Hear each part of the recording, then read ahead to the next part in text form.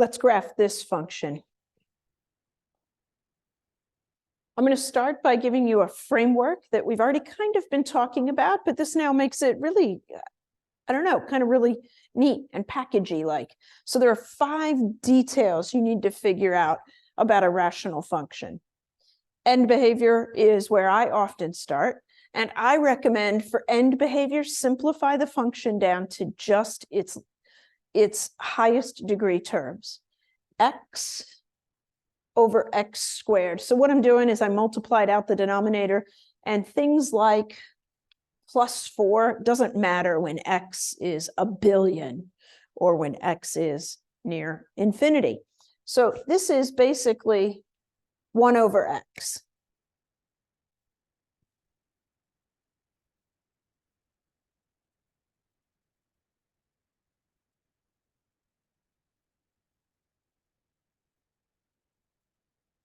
So f of x in this case, just keep in your head 1 over x, it's approximately that. As x approaches negative infinity, we're headed to the left on this graph.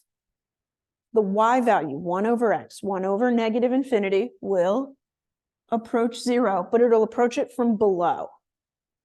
That's what that symbol means.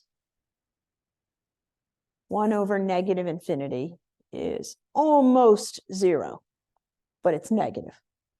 1 over positive infinity is 0, but it's positive. End behavior now, come over to your graph and just sketch on end behavior. Here and here. Moving on now to vertical asymptotes. Vertical asymptotes, you'll recall, happen whenever the x values at the asymptotes are not in the domain of the function. That happens when your denominator is 0, because the function will be undefined.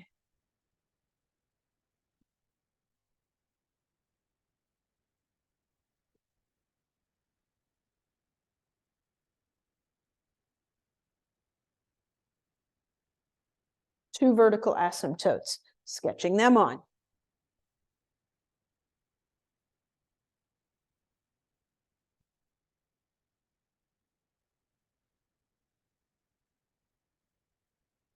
Included in figuring out your vertical asymptotes is the behavior near these asymptotes.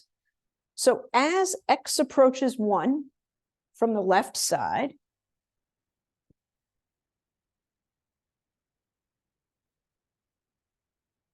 f of x approaches what?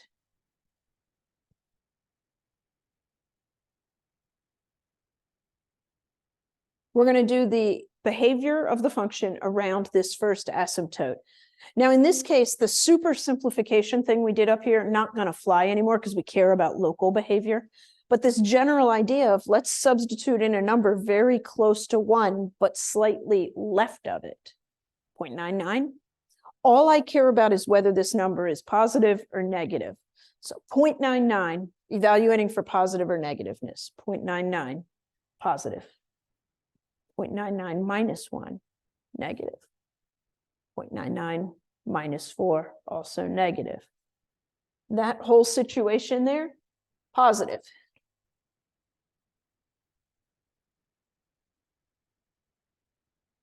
Let's do the same thing just to the right of my first asymptote.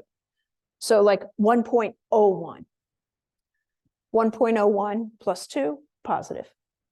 1.01 minus 1, positive. 1.01 minus 4, negative.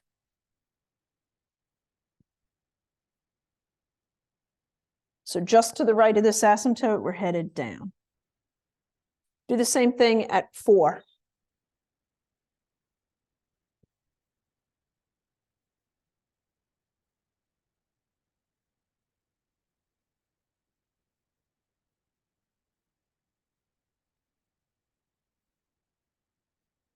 As x approaches 4 from the left-hand side,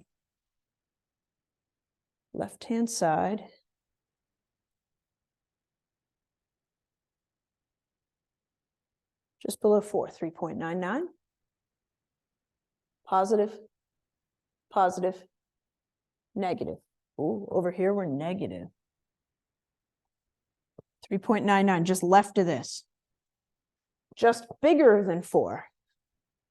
4.01, positive, positive, positive. Just bigger than 4. All right, this is starting to look like something. We got to get from here to here. We're going to get from here to here. And that last one. Let's ask ourselves if there's a horizontal asymptote. Horizontal asymptotes are only applicable when you have a function that is equally heavy. The degree of the numerator and denominator are the same.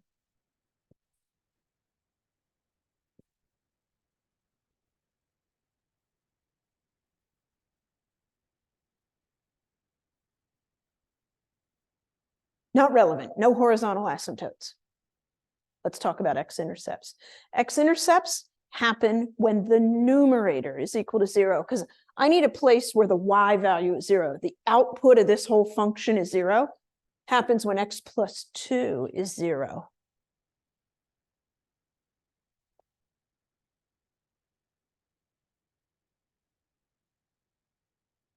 Meaning that the x-intercept happens at this point here. Bam. Hey, we're trucking right along here. Y-intercept, there's only going to be one of them. The y-intercept is going to happen when the output of the function is 0. Just as a reminder, it's when y equals 0, solve for x. Oh, what am I doing? Y'all were supposed to let me know. Y-intercept is when the x value of the function equals 0. Solve for y. All right.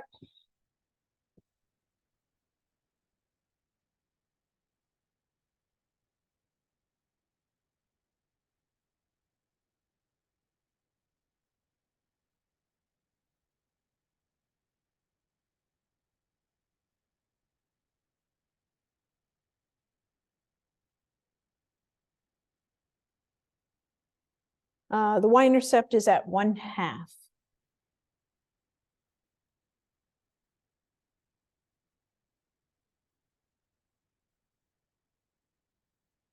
You've figured out all the necessary details of this function's graph, and we've been plotting them as we go. Now you get to play a game of connect the dots. The puzzle is done. Now it's time for the payoff. You got to get from each end behavior to the next one through any points that are plotted.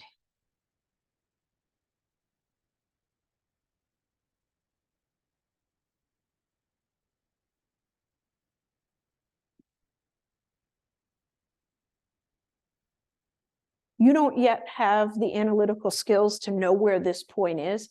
It's called a turning point. It's a calculus idea that you would need to learn that. This looks kind of like a parabola. It isn't exactly. But this point, as long as you don't cross over the x-axis, you're good to go. There we go.